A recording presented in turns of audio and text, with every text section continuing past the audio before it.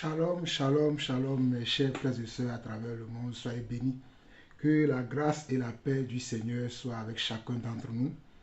Nous bénissons le Seigneur pour ce privilège, cette opportunité qu'il nous donne encore aujourd'hui, le lundi 31 mars, pour que nous puissions encore partager sa parole, partager des exhortations, partager notre foi, nos convictions et aussi donner des conseils.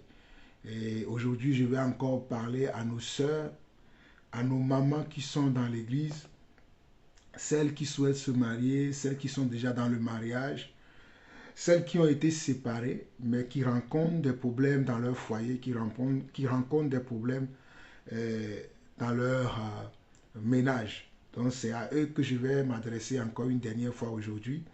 J'ai commencé ces exhortations depuis le début de cette semaine. Et aujourd'hui, je vais dire que c'est la dernière partie que je vais faire aujourd'hui, afin que chacun puisse recevoir les instructions que le Seigneur nous a données au travers de sa parole. Parce que nous savons que toute écriture vient de Dieu et elle est utile pour enseigner, pour convaincre, pour corriger et pour instruire. Donc le but, c'est d'enseigner, c'est de corriger aussi. Donc nous allons corriger nos comportements, nos attitudes aujourd'hui au travers de la parole. Et je m'adresse toujours aux filles de Dieu, comme nous l'avons vu dernièrement dans 1 Pierre chapitre 3, que vous les sœurs et les mamans dans l'église, vous êtes la descendance de Sarah. Donc vous avez pour mère Sarah, et Sarah respectait son mari Abraham. Donc vous devez aussi respect, soumission, honneur à vos époux à la maison. Et les maris, nous sommes comme Abraham. Et Abraham aimait sa femme Sarah. Donc nous devons aussi aimer nos femmes. Et comme Paul l'a dit également, que nous devons aimer nos femmes comme Christ a aimé l'Église dans Éphésiens chapitre 5. Nous l'avons vu dans la 3e partie.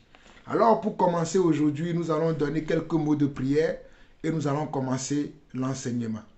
Père éternel, Dieu de grâce, Dieu de paix, Dieu d'amour, nous voulons te dire encore merci. Merci pour tes grâces qui se multiplient et qui se renouvellent tous les jours dans nos vies, Papa. Merci Seigneur parce que tu prends soin de chacun d'entre nous. Merci Seigneur parce que tu nous conduis tous les jours dans le droit chemin.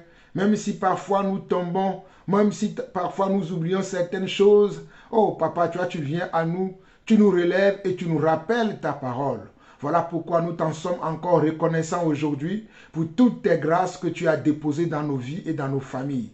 Merci Seigneur également pour ta parole, ton serviteur que tu vas encore utiliser aujourd'hui afin de nous parler. Que ta parole, Seigneur Dieu, soit vraiment comme des conseils sur ses lèvres afin qu'il puisse nous les donner et que rien ne puisse rester caché, mais que tout soit découvert dans nos vies afin que nous puissions te ressembler corps, âme et esprit. Reçois la gloire, l'honneur, la puissance pour des siècles au nom de Jésus-Christ. Amen. Alors mes chers frères et sœurs, je continue nos exhortations sur la manière dont vous devez vous comporter dans le foyer et j'aimerais lire quelques passages que je n'ai pas pu aborder la dernière fois et les interpréter également avec vous. Mais avant de prendre la parole et de commencer à enseigner ou bien à exhorter selon ce que Dieu a mis dans mon cœur, j'aimerais lire juste un petit témoignage que j'ai reçu à la suite de cet enseignement d'une sœur qui m'a envoyé ce message que je vais vous lire rapidement. Il y en a plusieurs messages, mais je vais lire un seul message parce que pour que vous puissiez savoir que nos enseignements font du bien à certaines personnes, pas à tout le monde, mais il y a quelques-uns qui sont touchés par rapport à ce que nous faisons, par rapport aux enseignements que nous donnons. Il y a quelques-uns qui trouvent leur compte, qui arrivent à trouver leur compte dans ce que nous disons et qui arrivent à se réconcilier avec le Seigneur et cela nous encourage. Merci mon frère pour les enseignements de conseil. C'est vrai ce que vous aviez dit. Moi, je suis maman de 4 enfants que j'élève seule. Ils sont tous de même père, mais ils ne portent pas tous le nom de famille de leur père. Leur père n'est pas chrétien, c'est vrai, que c'est difficile d'élever seuls des enfants, surtout quand nous ne sommes pas affermis et mal enseignés dans la parole de Dieu et que nous sommes des proies faciles pour les prédateurs, les profiteurs, hommes ou femmes de Dieu, soi-disant serviteurs et servants de Dieu. Je suis passé par là et aujourd'hui, je ne veux plus me faire avoir par ces genres de personnes et c'est pour cela que je vous ai demandé de l'aide. Et c'est pour cela que je vous ai demandé de l'aide. Croyez-moi, mes chers frères et sœurs, si nous venons ici parler, c'est parce que nous recevons des fois des hauts secours de nos sœurs. Nous recevons des fois des hauts secours de nos sœurs. J'ai certains audios de d'autres sœurs que, comme je ne leur ai pas demandé la permission, je ne pourrais pas les jouer. Mais croyez-moi, il y a beaucoup de sœurs qui souffrent dans leur foyer. Il y a beaucoup de sœurs. Regardez cette sœur qui dit « Merci pour les enseignements de conseil. C'est vrai ce que vous aviez dit. Moi, je suis maman de 4 enfants que j'élève seule. Ils sont tous de même père, mais ils ne portent pas tous le nom de famille de leur père. Il n'est pas chrétien, c'est vrai que c'est difficile d'élever seuls des enfants, surtout quand nous ne sommes pas affermis et mal enseignés dans la parole de Dieu et que nous sommes des proies faciles pour les prédateurs, les profiteurs, hommes ou femmes, soi-disant serviteurs et servants de Dieu. Je suis passé par là et aujourd'hui, je ne veux plus me faire avoir par ces genres de personnes. Et c'est pour cela que je vous ai demandé de l'aide. Et c'est pour cela que je vous ai demandé de l'aide. Et des messages comme ça, des audios que des fois certaines sœurs m'envoient, des situations qu'elles vivent dans leur ménage, dans leur foyer, me désolent beaucoup, m'attristent beaucoup, me rend beaucoup triste.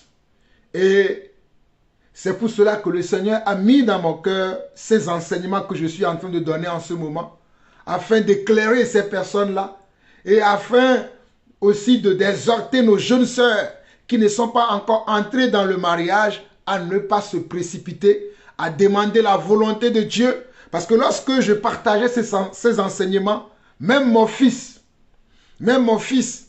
qui n'est qu'un jeune garçon, m'a dit qu'il a des collègues, des amis, des frères, ou bien je vais dire des amis parce que ce ne sont pas des frères, parce qu'ils prétendent aussi être chrétiens.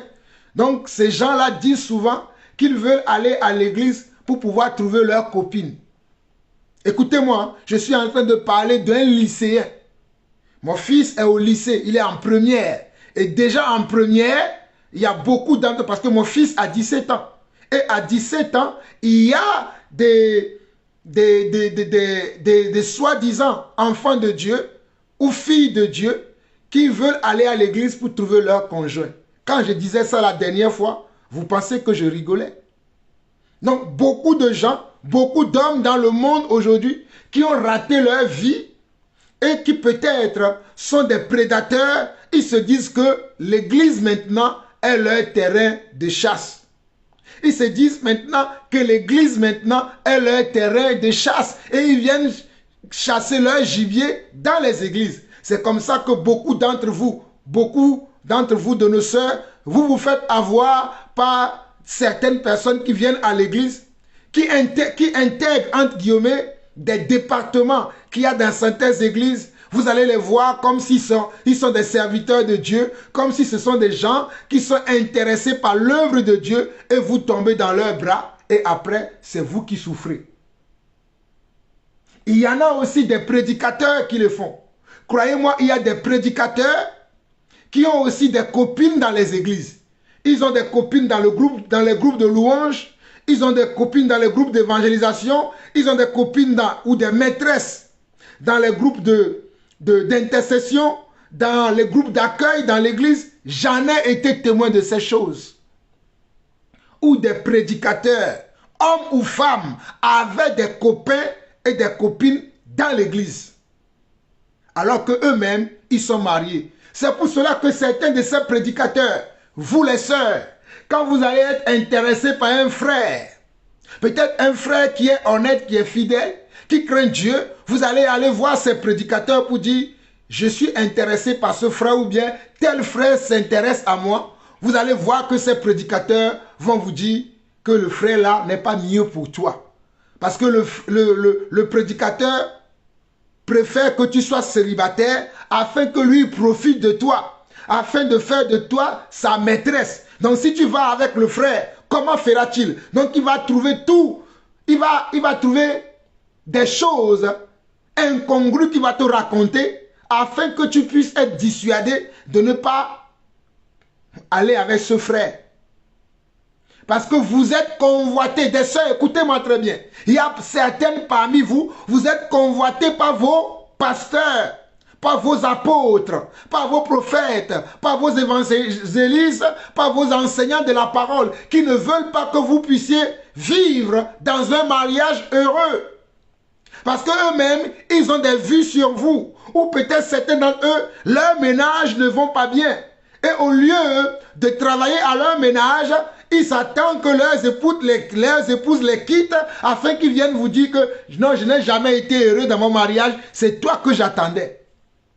C'est ainsi que beaucoup d'entre vous, vous vous êtes même fait avoir par ces hommes qui sont des prédateurs, qui sont des manipulateurs, qui sont, je vous dis, écoutez-moi très bien, qui sont des prédateurs et des manipulateurs, qui sont des pervers narcissiques. Et certains d'entre vous, vous êtes tombés dans leur piège. Certains d'entre vous, vous êtes tombés dans leur piège. Donc aujourd'hui, l'Église, voilà pourquoi nous autres, nous ne sommes dans aucune de ces assemblées, dans aucune de ces communautés, parce que nous voulons faire l'œuvre de Dieu, dans la justice de Dieu, dans la droiture, dans la crainte de Dieu, en faisant l'œuvre de Dieu avec beaucoup de comment? Avec beaucoup de rigueur. Avec une conscience comment? Une conscience qui est encore éveillée. Hein? Il est important que nous puissions faire l'œuvre de Dieu avec une conscience qui est éveillée. Écoutez cette parole. Écoutez cette parole qui se trouve dans 1 Timothée. Je vais vous lire cette parole rapidement. Dans 1 Timothée chapitre 1. 1 Timothée chapitre 1. On nous dit ceci à partir du verset 3 jusqu'au verset 10. Je te rappelle l'exhortation que je t'adressais à mon départ pour la Macédoine lorsque je t'ai engagé à rester à Éphèse afin de recommander à certaines personnes de ne pas enseigner d'autres doctrines. De ne pas enseigner d'autres doctrines et de ne pas s'attacher à des fables et à des généalogies sans fin qui produisent des discussions plutôt qu'elles n'avancent l'œuvre de Dieu dans la foi. Le but de cette recommandation, c'est un amour venant d'un cœur pur, d'une bonne conscience et d'une foi sincère. Écoutez bien, le but de cette recommandation, c'est un amour venant d'un cœur pur, d'une bonne conscience et d'une foi sincère. Et je crois aujourd'hui que dans l'église, nous avons beaucoup de prédicateurs qui n'ont pas un cœur pur. Beaucoup de prédicateurs de nos jours n'ont pas de cœur pur, ni une bonne conscience, et n'en parlons même pas d'une foi sincère. Ils n'ont même pas la foi. Le verset 6 au verset 10 dit, « Quelques-uns s'étant détournés de ces choses, se sont égarés dans de vains discours. » Quelques-uns s'étant détournés de ces choses, se sont égarés dans de vains discours. Ils veulent être docteurs de la loi, et ils ne comprennent ni ce qu'ils disent, ni ce qu'ils affirment. Ils veulent être des enseignants de la parole, mais ils ne comprennent ni ce qu'ils disent, ni ce qu'ils affirment. Nous n'ignorons pas que la loi est bonne, pourvu qu'on en fasse un usage légitime. Écoutez bien, nous n'ignorons pas que la loi est bonne, pourvu qu'on en fasse un usage légitime.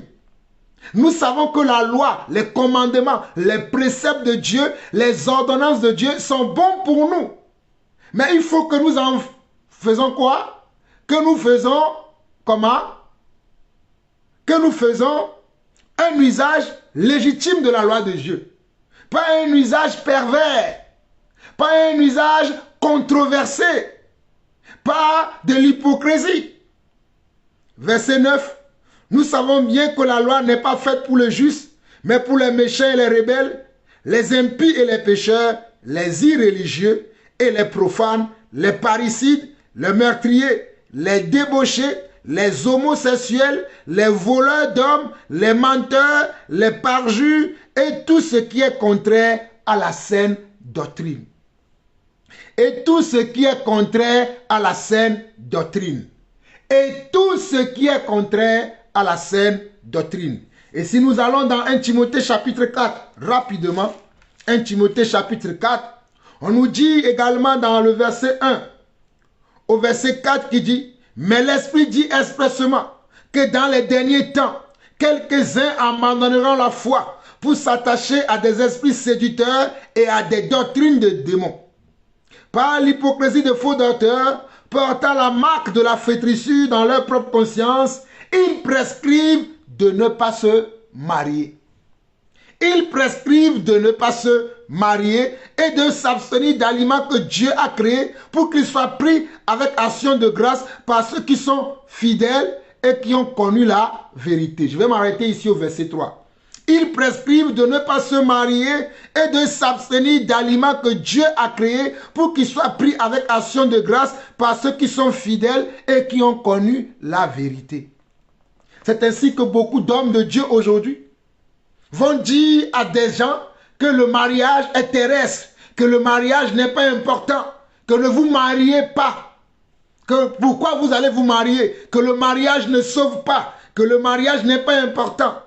Bien-aimés frères et sœurs, nous confirmons également que le mariage ne sauve pas, mais le mariage va travailler ton caractère. Le mariage va changer ta vie. Moi, le mariage a changé mon caractère. Le mariage a changé ma vie. Parce que quand j'ai commencé déjà à me marier et que je suis marié, il y a beaucoup de choses qui ont changé dans ma vie. Parce que Dieu va utiliser le mariage pour tailler ton caractère. Dieu va utiliser le mariage pour t'éduquer, pour te corriger, pour t'enseigner. Et lorsque tu vas avoir des enfants, oh là là, là c'est encore un boulevard d'enseignement. C'est encore un boulevard d'enseignement où Dieu va utiliser tes enfants pour t'enseigner, pour t'apprendre beaucoup de choses que tu ne sais pas. Donc tout ce que Dieu a créé, comme la Bible dit, est bon. Tout ce que Dieu a créé est bon. Donc c'est Dieu qui a créé le mariage. Ce n'est pas l'homme qui a créé le mariage. C'est Dieu qui a créé le mariage. Mais il faut que nous qui sommes enfants de Dieu, nous puissions en faire comment? Un bon usage du mariage.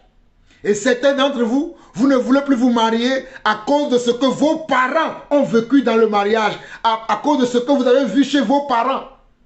Mais tu n'es pas comme ton père, tu n'es pas comme ta mère. La parole de Dieu déclare dans 2 Corinthiens 5, le verset 17, que si quelqu'un est en Christ, il est une nouvelle création. Les choses anciennes sont passées. Lorsque toi, tu viens en Christ, tu es maintenant une nouvelle création. Tu ne vas pas avoir peur que ce que ton père, ce que ta mère, ce que ta grand-mère, ce que ta tante, ce que ton oncle ont vécu dans leur mariage. Toi aussi, tu vas le vivre pour avoir peur du mariage. Le mariage est une bénédiction. Voilà pourquoi vous ne devez pas écouter les hommes qui racontent n'importe quoi aujourd'hui sur les réseaux sociaux ou sur les places publiques. Comme un faux prédicateur qui se trouve en Côte d'Ivoire qui s'appelle Gédéon de la Tchétchouva, qui raconte que vous pouvez coucher avec une femme avant de vous marier. Qui raconte qu'un homme peut avoir plusieurs femmes. Je vous ai lu dernièrement dans Matthieu chapitre 19 qu'au commencement les choses n'étaient pas ainsi. Dieu a toujours voulu que l'homme puisse avoir sa femme. Dieu n'a jamais voulu que, Dieu n'a pas dit, et l'homme quittera son père et sa mère et s'attachera à ses femmes. C'est ce qui est écrit dans Matthieu 19, ou c'est ce qui est écrit dans Genèse 2. Lorsque Dieu a amené vers Adam Ève, ou lorsque Dieu a amené Ève vers Adam, Ève était seule. Il n'y en avait pas deux Ève, il n'y avait qu'une seule personne que Dieu a amené vers Ève, vers Adam. Et Adam a dit, celle-ci est os de mes os et chair de ma chair. Comment un homme peut avoir plusieurs côtes, c'est-à-dire avoir plusieurs femmes? C'est ainsi qu'ils vont prendre certains hommes que Dieu a utilisés dans l'Ancien Testament, qui avaient plusieurs femmes pour justifier cette doctrine qui n'est pas la doctrine de Jésus-Christ. C'est ainsi qu'ils vont vous parler de Samuel et de David, ils vont vous parler de Salomon, que Salomon avait plusieurs femmes, David avait plusieurs femmes. Ils vont trouver tous les passages bibliques dans lesquels il n'y avait même pas encore la loi. La loi n'était même pas encore arrivée. Mais pour vous dire que regardez, ces hommes-là avaient plusieurs femmes. Et notre Seigneur Jésus a bien dit dans Matthieu 19 que c'est à cause de la dureté de vos cœurs que Moïse vous a permis comment de répudier vos femmes. C'est à cause de la dureté de vos cœurs que Moïse vous a permis de comment de répudier vos femmes. Mais au commencement, il n'en était pas ainsi. Au commencement des choses, Dieu n'a jamais voulu la séparation entre l'homme et son épouse. Dieu n'a jamais voulu ça. Mais c'est à cause de la dureté de l'homme que Moïse a permis cela. Mais Christ est venu rétablir ce qui était dès le commencement. Jésus-Christ est venu rétablir ce qui était dès le commencement. Et ce qui était dès le commencement, c'est ce que nous aussi nous appliquons et c'est ce que nous vous conseillons d'appliquer aussi à votre vie. Allons dans Matthieu 19 rapidement. Nous allons revoir ça avant de continuer l'enseignement, afin que vous sachiez que la volonté de Dieu, c'est que vous demeurez dans dans vos foyers. La volonté de Dieu, c'est ça. Matthieu 19, du verset 1 au verset 5. Lorsque Jésus eut achevé ses discours, il quitta la Galilée et alla dans le territoire de la Judée, au-delà du Jourdain. Une grande foule le suivit et là, il guérit les malades. Les pharisiens l'abordèrent et dirent pour le prouver: est-il permis à un homme de répudier sa femme pour un motif quelconque? Remarquez bien la question. Est-il permis? C'est-à-dire, est-il possible qu'un homme peut dissoudre son mariage? Est-il possible? Peu importe la raison de la dissolution. Et Jésus répond au verset 4. Il répondit: n'avez-vous pas lu que le Créateur au commencement fit l'homme et la femme? N'avez-vous pas lu qu'au commencement, le Créateur, c'est-à-dire Dieu, fit l'homme et la femme? N'avez-vous pas lu ça? N'êtes-vous pas au courant de ça? Donc allez dire à Gédéon de la Teshuvah, qui vous enseigne des âneries, des choses qui n'ont rien à voir avec la parole véritable de Dieu, qu'il est écrit qu'au commencement, il n'en était pas ainsi, et que le Créateur a créé comment? L'homme et la femme. Le Créateur n'a pas créé l'homme et des femmes. Le Créateur au commencement n'a pas créé l'homme et des femmes. Il a créé l'homme et la femme. Voilà pourquoi je vous ai lu tout à l'heure 1 Timothée chapitre 1. Que quelques-uns n'ont pas la foi sincère, ni une bonne conscience et un cœur pur. C'est eux qui veulent enseigner, mais ils ne comprennent même pas ni ce qu'ils disent, ni ce qu'ils affirment. Je ne pourrais jamais dire à un homme qu'il t'est permis d'aller épouser plusieurs femmes. Je ne pourrais pas le faire. Parce que moi, je me réfère à Jésus-Christ. Je ne pourrais pas le faire. Et je ne peux même pas dire ça. Mais aujourd'hui, pensent qu'ils sont autorisés. Parce qu'ils sont la bouche autorisée de Dieu pour raconter de telles bêtises à certaines personnes. Et les gens sont contents. Voilà pourquoi quand nous venons dire la vérité, vous nous traitez que nous sommes durs, que nous ne comprenons pas la pensée de Dieu. Verset 5, il dit, et qui dit, c'est pourquoi l'homme quittera son père et sa mère et s'attachera à sa femme. Et les deux deviendront une seule chair. L'homme quittera son père et sa mère et s'attachera à sa femme et non à ses femmes.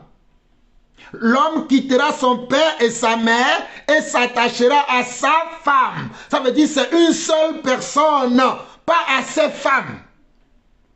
L'homme quittera son père et sa mère et s'attachera à sa femme. Alors, dans le même lancer, allons dans Matthieu chapitre 1. Nous sommes toujours dans cette exhortation. Je prends la peine de corriger les hérésies qui sont dans l'église afin que vous, mes sœurs, vous puissiez faire attention. Donc, avant de lire Matthieu chapitre 1, le verset 18 au verset 25, j'aimerais vous dire que vous devez faire attention aux hommes que vous rencontrez dans les églises.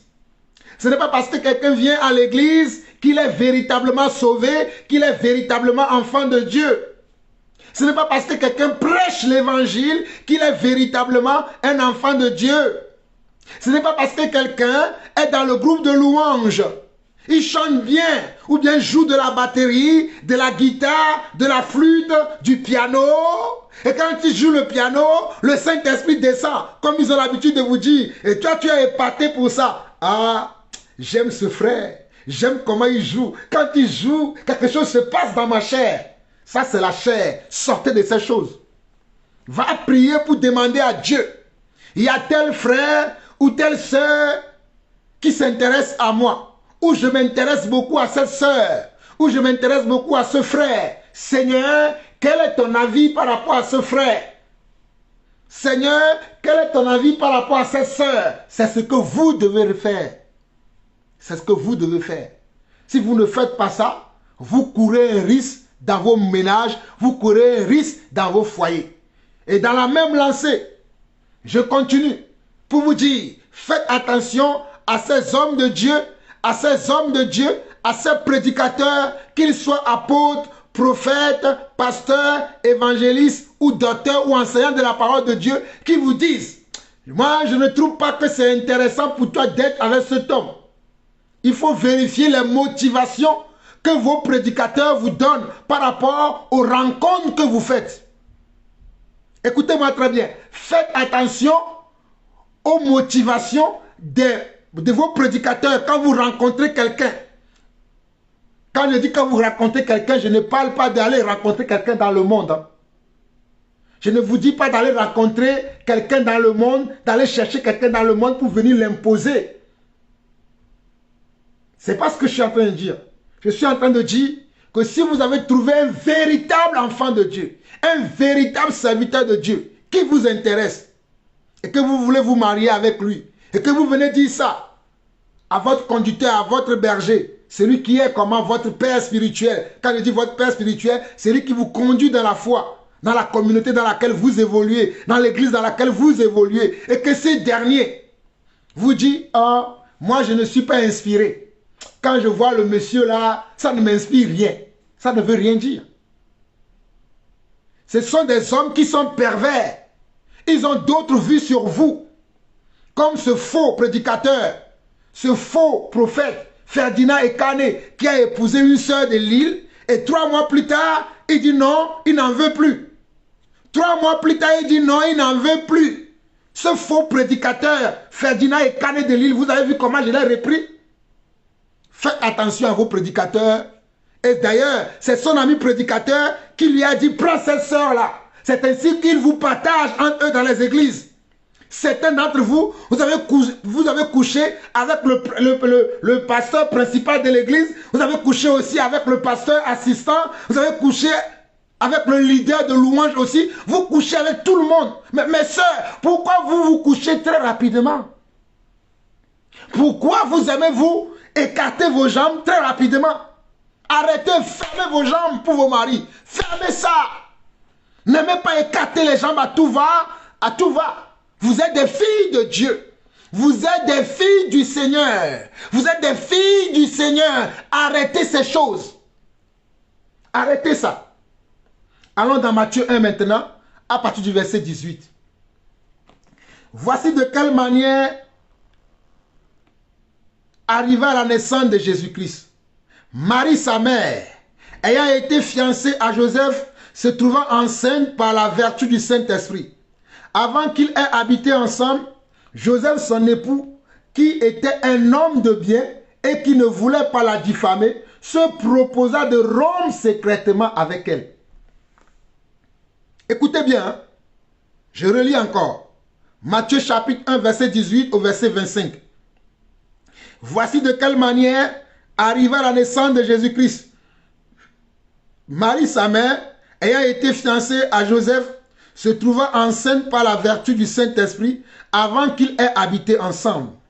Joseph, son époux, qui était un homme de bien et qui ne voulait pas la diffamer, se proposa de rompre secrètement avec elle. Se proposa de rompre secrètement avec elle. Pourquoi Joseph a eu cette attitude?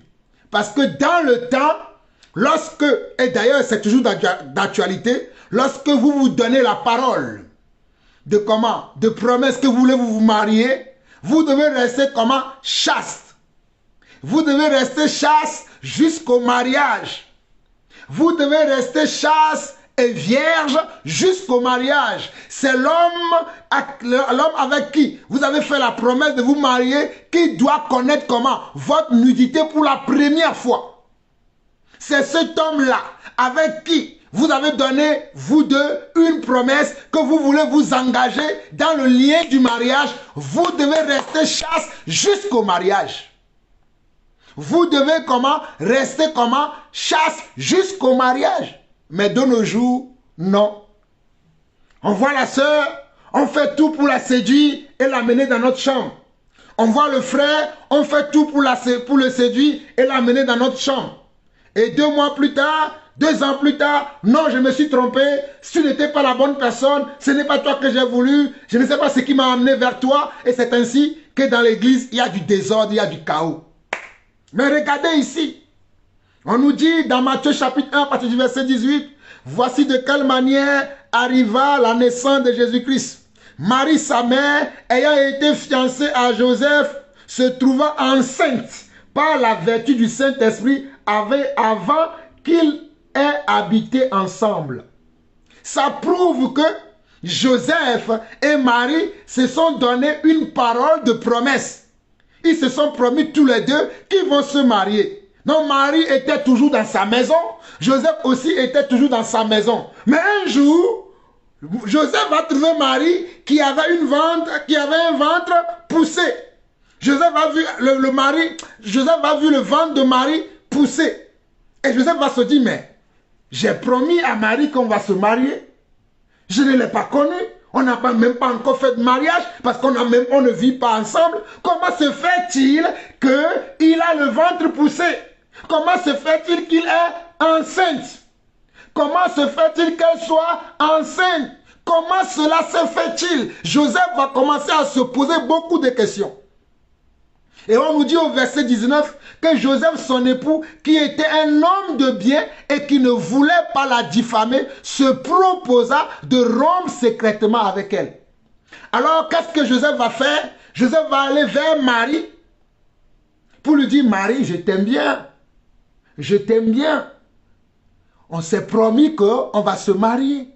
Mais je ne sais pas ce que tu as fait. Et je n'ai même pas envie de le savoir. Mais je viens te voir.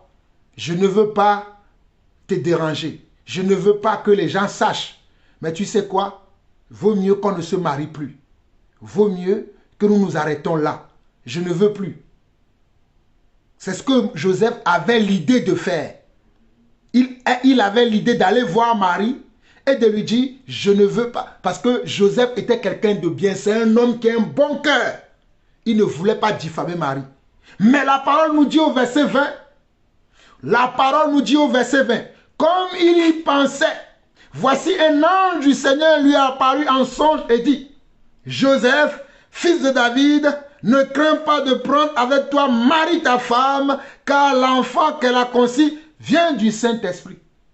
Regardez, à peine Joseph était en train de penser, à peine Joseph avait cette idée, je vais aller voir Marie et je vais, comment? Je vais lui dire, c'est fini notre fiançailles parce que tu m'as déçu. Je n'ai pas compris comment tu as fait pour avoir cette grossesse. Moi, je ne veux pas te diffamer. Je ne veux pas te blâmer. Je ne veux pas te faire honte. Donc, on va s'arrêter là.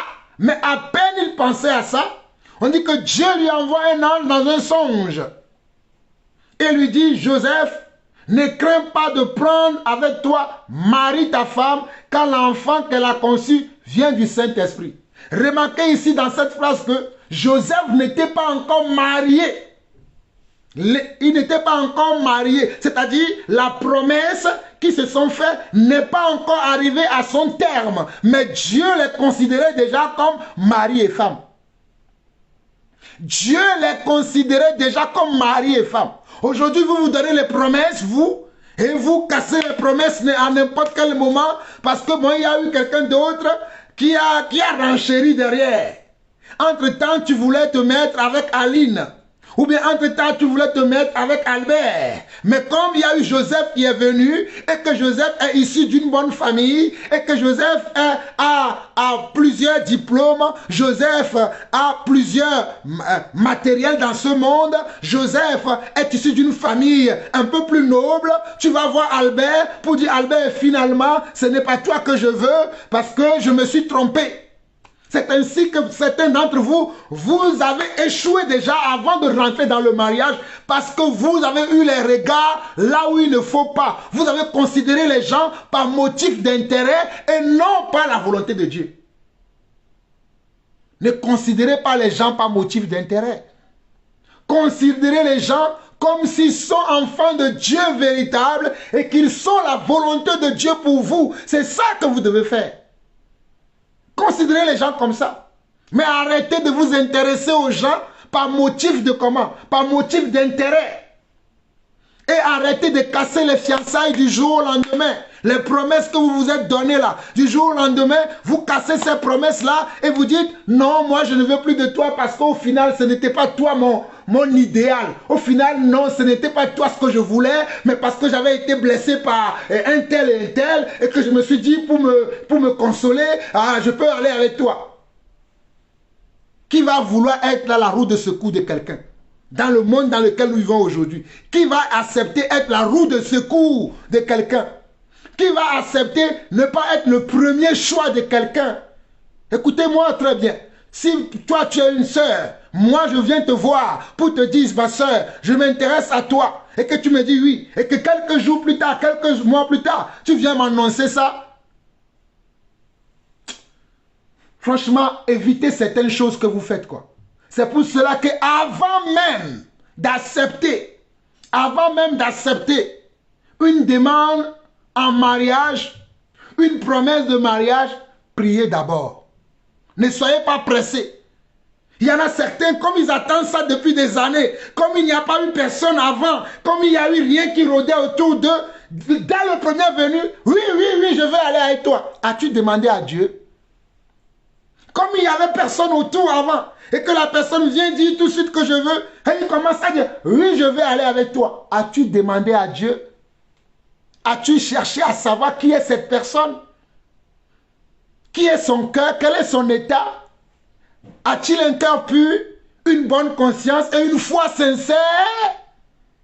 A-t-il un cœur pur, une bonne conscience et une foi sincère? Parce que l'Église est devenue maintenant le lieu de chasse pour les prédateurs sexuels. Écoutez-moi très bien. L'Église est devenue maintenant le lieu de chasse pour les prédateurs sexuels. Écoutez-moi très bien. L'Église est devenue le lieu de chasse pour les prédateurs sexuels. Et parmi les prédateurs sexuels, il y en a aussi des femmes. Parmi les prédateurs sexuels, il y a aussi des femmes. Que celui qui a des oreilles pour entendre, entend ce que l'Esprit dit à son Église. Au verset 20, on nous dit comme il pensait, verset 20 de Matthieu 1, de Matthieu chapitre 1, comme il pensait, voici un ange du Seigneur lui apparut en songe et dit, Joseph, fils de David, ne crains pas de prendre avec toi Marie ta femme, car l'enfant qu'elle a conçu vient du Saint-Esprit.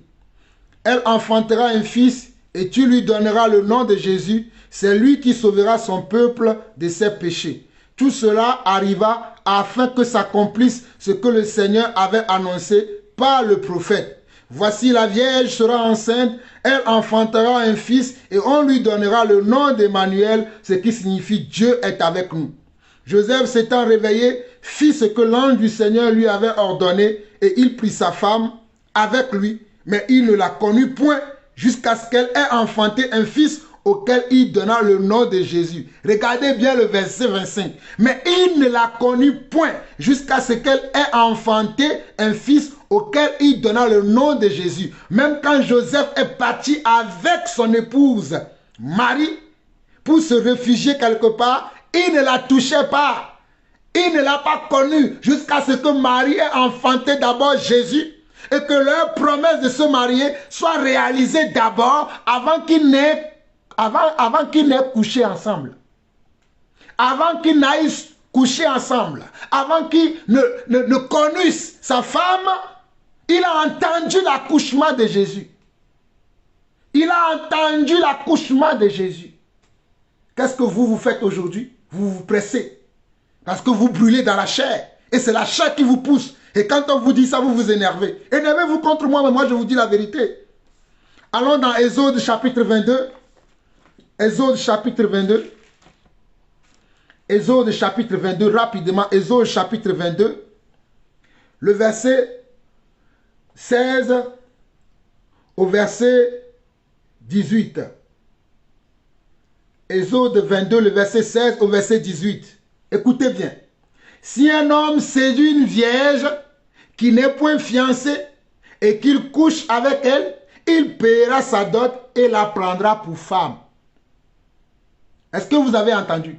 Si un homme séduit une vierge qui n'est pas fiancée, si un homme séduit une vierge qui n'est pas fiancée, qu'il couche avec lui, il paiera sa dot et la prendra pour femme. Donc vous qui pensez que non, vous pouvez coucher avec une sœur et après vous pouvez l'abandonner, sachez que normalement dans la loi, si on veut vous appliquer la loi, et c'est ce que moi j'applique, c'est ce que je conseille aux parents qui me sollicitent pour demander qu'est-ce qu'on fait dans ce cas. Ma fille a été abusée par cet homme, ma fille a été déviagée par cet homme. Je leur ai dit, ah, il y a une loi en Israël comme ça, et elle est là. Et je leur lis ce que je viens de vous lire là. Si le père refuse de la lui donner, verset 17, si le père refuse de la lui accorder, il paiera en argent la valeur de la dot des vierges. Parce que le père peut refuser, parce que tu as abusé de sa fille, mais il peut te dire que je ne veux pas te la donner. Il peut te le dire, parce que ce que tu as fait est une abomination. On ne doit pas faire de telles choses aux enfants, aux filles de Dieu. Mais toi qui es fille de Dieu, toi aussi, comporte-toi comme il faut. Ne te laisse pas aller. Ne va pas dans certains endroits avec certains frères. Toi, tu penses que c'est un frère, mais non, c'est un loup ravisseur qui se cache derrière ce frère qui a l'intention de te faire comment? Vous-même, vous savez. Deutéronome 22. Deutéronome 22. Deutéronome 22. À partir du verset 22. Deutéronome 22, à partir du verset 22, dit ceci. Si l'on trouve un homme couché avec une femme mariée, ils mourront tous les deux. L'homme qui a couché avec la femme et la femme aussi. Tu ôteras ainsi le mal du milieu d'Israël. Écoutez bien. Si l'on trouve un homme couché avec une femme mariée, ils mourront tous deux. L'homme qui a couché avec la femme et la femme aussi, tu ôteras ainsi le mal du milieu d'Israël. C'est ainsi que vous vous souvenez de la femme qu'on a attrapée en flagrant délit de comment? D'adultère, qu'on a amené devant le Seigneur Jésus. Mais comme le Seigneur Jésus est un homme qui accorde le pardon à tout le monde, qu'est-ce que Jésus a fait lorsque les hommes sont venus accusant cette femme, qu'on l'a attrapée en flagrant délit d'adultère et qui voulait le lapider? Jésus écrivait par terre et disait à la foule qu'il avait amenée que celui qui n'a jamais péché lui jette la première pierre. Que celui qui n'a jamais péché lui jette la première pierre. Jésus écrivant par terre, après une fois que Jésus lève la tête, il voit que tous ceux qui accusaient la femme sont partis. Et Jésus posait la question à la femme, « Femme, où sont ceux qui t'accusaient? Femme, où sont ceux qui t'accusaient ?» Et Jésus va lui dire, « Va, moi non plus, je ne te condamne pas et ne pêche plus. » Jésus a rajouté, « Et ne pêche plus. » Va, moi non plus, je ne te condamne pas, va et ne pêche plus. Mais vous, vous êtes là, vous couchez avec le pasteur principal, après vous couchez avec l'ami du pasteur, vous couchez avec le frère, le leader de louange. Quel est votre problème? Même étant marié, certains d'entre vous, vous êtes mariés, mais le pasteur couche avec vous. Le pasteur couche avec vous, mais pourtant vous êtes dans le mariage et ça ne vous fait rien. Continuez dans le péché. Verset 23. Si une jeune fille vierge est fiancée et qu'un homme la rencontre dans la ville et couche avec elle, regardez. Vous qui écoutez, je donne de la tchitchouva qui vous dit n'importe quoi. Regardez, si une jeune fille vierge est fiancée et qu'un homme la rencontre dans la ville et couche avec elle, vous les amènerez tous les deux à la porte de la ville, vous les lapiderez et ils mourront, la jeune fille pour n'avoir pas crié dans la ville et l'homme pour avoir déshonoré la femme de son prochain. Tu ôteras ainsi le mal du milieu de toi. C'est-à-dire toi qui es fiancé, si quelqu'un vient te brutaliser pour t'avoir, tu dois crier selon la loi pour que toi, on puisse avoir comment? Miséricorde. On puisse dire que ce n'est pas de ta faute, c'est qu'au moment où tu es comment agressé, tu dois crier. Tu ne dois pas laisser aller pour dire il a déjà commencé, je vais le laisser finir. Je vais le laisser finir. Il a déjà commencé, de toute façon il a déjà commencé. Moi-même j'en avais envie de goûter avant. Hé, arrêtez ça. Et regardez ce qui est écrit. Verset 22 de Deutéronome, verset 23 de Deutéronome 22. Si une femme, si une jeune fille vierge est fiancée et qu'un homme la rencontre dans la ville et couche avec elle, vous les amènerez tous deux à la porte de la ville, vous les lapiderez et ils mourront. La jeune fille pour n'avoir pas crié dans la ville et l'homme pour avoir déshonoré la femme de son prochain. Tu ôteras ainsi le mal du milieu de toi. Mais si c'est dans, écoutez bien, mais si c'est dans les champs que cet homme rencontre la jeune fille fiancée, lui fait violence et couche avec elle, l'homme qui aura couché avec elle sera puni de mort. Si c'est dans les champs, c'est-à-dire si c'est dans un lieu secret, et que même si tu avais crié, personne n'aurait entendu, mais que l'affaire est arrivée plus tard chez les sacrificateurs, c'était l'homme seul qui était puni de mort, pas la femme. Je continue. Verset 26, tu ne feras rien à la jeune fille, elle n'est pas coupable d'un crime digne de mort, car il en est de ce cas comme de celui où un homme se jette sur son prochain, de lui ôte la vie. Écoutez bien, le verset 26. Tu ne feras rien à la jeune fille, elle n'est pas coupable d'un crime digne de mort, car il en est de ce cas comme de celui où un homme se jette sur un prochain et lui ôte la vie. Donc, celui-ci, c'est comme un cas dans lequel un homme saute sur quelqu'un sans faire attention. Dans leur combat, dans leur lutte, la personne meurt. Ça veut dire que l'homme n'avait pas la préméditation de tuer son prochain. Il n'avait pas la préméditation de tuer son frère. Mais dans le moment de combat, de lutte, par inadvertance, le prochain meurt. C'est le même cas ici.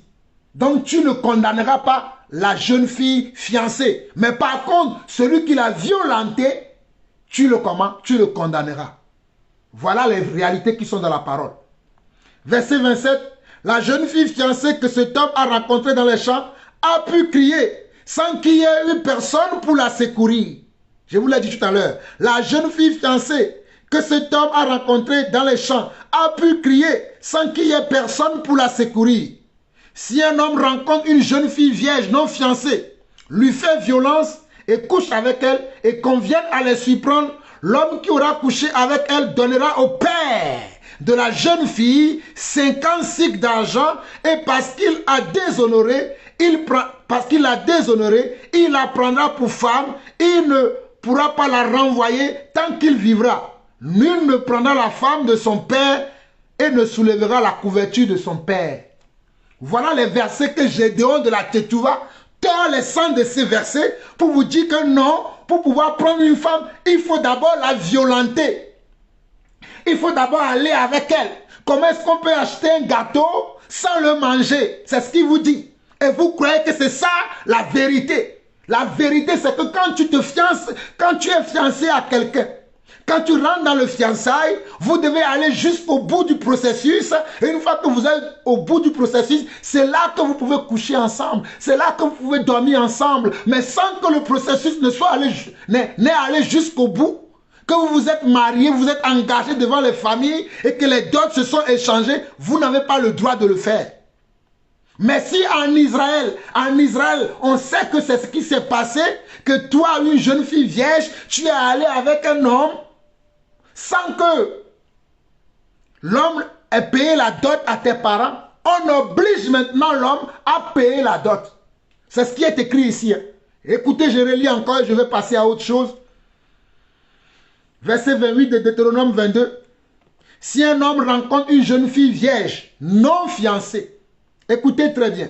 Si un homme rencontre une jeune fille vierge non fiancée, lui fait violence et couche avec elle, et qu'on vienne à les surprendre, l'homme qui aura couché avec elle donnera au père de la jeune fille 50 cycles d'argent, et parce qu'il a déshonoré, il la prendra pour femme, et il ne pourra pas la renvoyer tant qu'il vivra.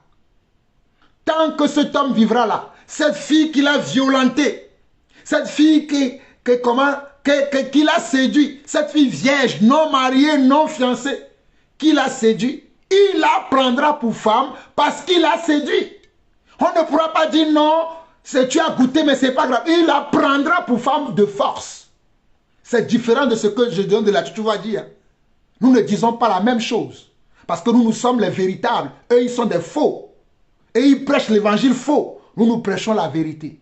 Que celui qui a des oreilles pour entendre, entend ce que l'Esprit dit à son Église. Pour terminer, je vais lire rapidement un passage dans Romains chapitre 7 et je vais vous donner quelques conseils rapidement. Romains chapitre 7. Romains chapitre 7. Romains chapitre 7. L'apôtre Paul donne encore quelques conseils là-bas. Romains chapitre 7.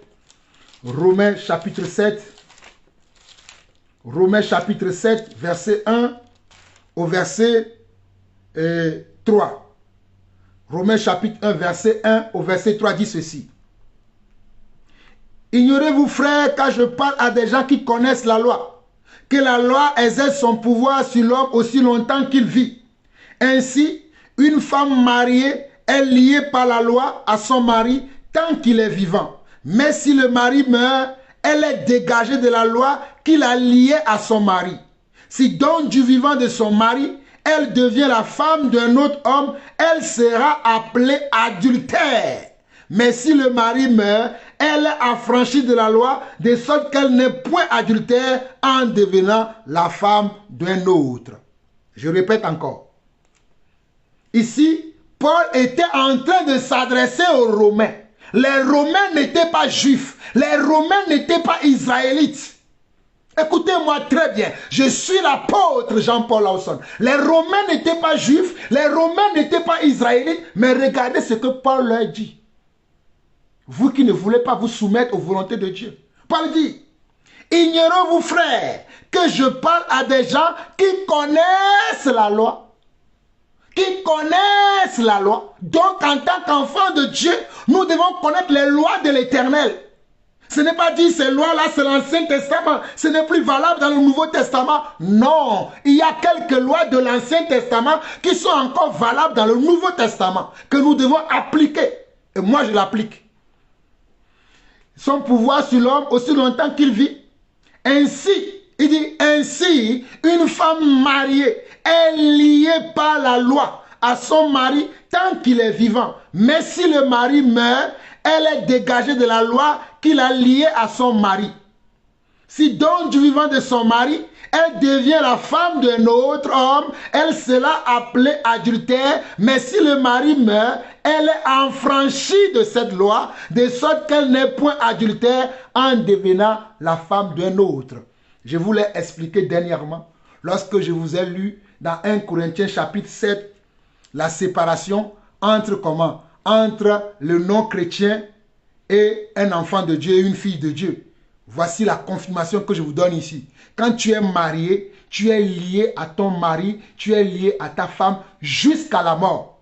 Mais si ta femme meurt ou si ton mari meurt, là tu es délié de cette loi-là. Mais tant que le mari est vivant, tu ne peux pas être la femme de quelqu'un d'autre, tu ne peux pas être le mari de quelqu'un d'autre parce que vous êtes liés. À moins qu'il y ait infidélité, à moins qu'il y ait adultère, comme nous l'avons vu également dans Matthieu chapitre 19. Ceci est mon livret de famille. Regardez ce qui est marqué ici. Livret de famille. Je vais lire quelques passages de ce livret de famille pour finir avec quelques conseils rapidement, parce que ces conseils-là, je vous les ai donnés dernièrement. Pour vous qui êtes dans les mariages où il y a des problèmes, sachez que vous avez le droit d'aller voir les autorités, parce que je vous ai déjà dit ça. Regardez ici, Droits et devoirs respectifs des époux. Regardez, selon le livret de famille, quand vous vous mariez, on vous donne ça à la mairie. Voilà pourquoi nous vous conseillons de vous marier d'abord, afin que vous deux, c'est-à-dire que ce soit l'homme ou la femme, vous puissiez connaître vos droits et vos devoirs. Écoutez, droits et devoirs respectifs des époux. Les époux se doivent mutuellement respect, fidélité, secours, assistance et s'obligent à une communauté de vie. Ils assurent ensemble la direction morale et matérielle de la famille.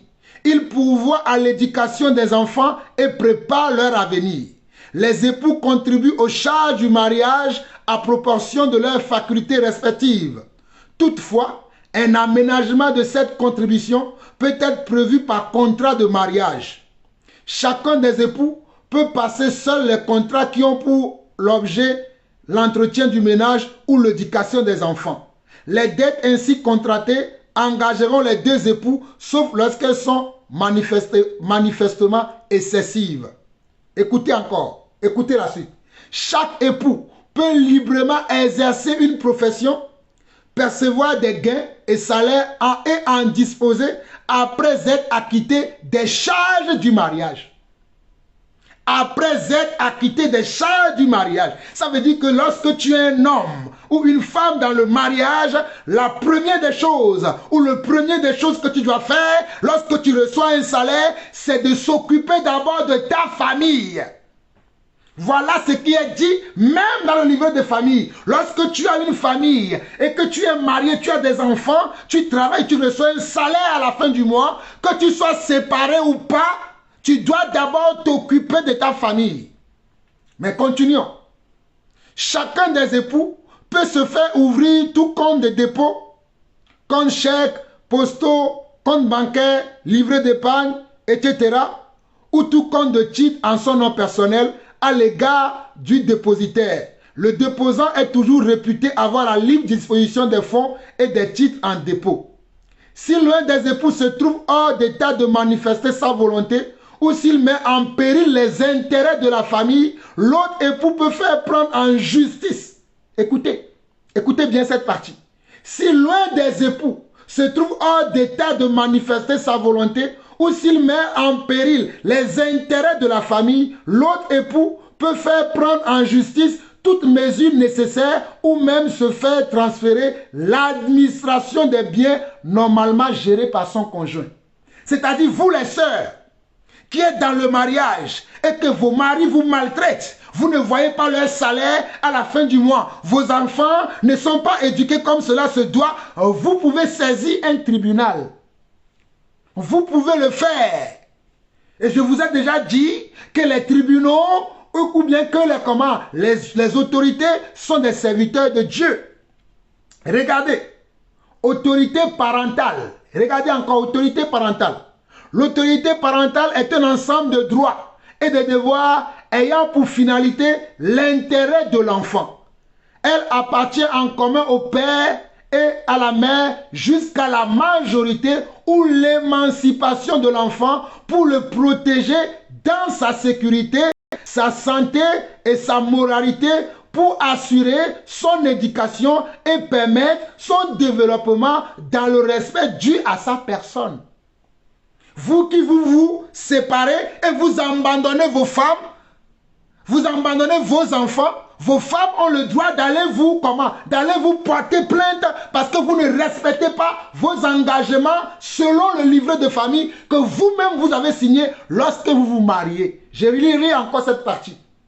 L'autorité parentale est un ensemble de droits et de devoirs ayant pour finalité l'intérêt de l'enfant. Elle appartient en commun au père et à la mère jusqu'à la majorité ou l'émancipation de l'enfant pour le protéger dans sa sécurité, sa santé et sa moralité pour assurer son éducation. Il permettra son développement dans le respect dû à sa personne.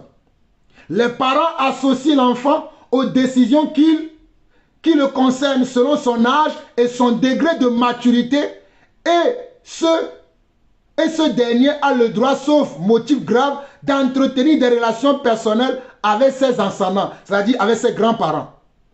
L'autorité parentale est exercée en commun par le père et la mère. L'autorité parentale est exercée en commun par le père et la mère à l'égard des enfants. Chacun d'eux peut accomplir seul les actes usuels qui concernent l'enfant, pour ne citer que cela, parce que mon temps est arrivé à la fin. Alors mes sœurs qui souffrent dans le mariage, je viens de vous lire quelques textes du livret de famille. Il y en a beaucoup de choses que j'ai vues, que j'ai déjà dit. Mais je veux vous dire que même quand vous allez dans le mariage, on vous dit ces choses. Même quand vous séparez, vous vous divorcez, le père doit toujours prendre soin des enfants parce qu'il est lié par comment? Par cette loi-là. Il est lié. Il ne peut pas dire parce qu'il a quitté le foyer, il vous abandonne les enfants entre vos mains. Alors, mes sœurs, vous avez maintenant toute la sagesse de Dieu dans cette affaire. Que Dieu vous bénisse. C'était votre frère l'apôtre Jean-Paul Lawson. Shalom, shalom et shalom.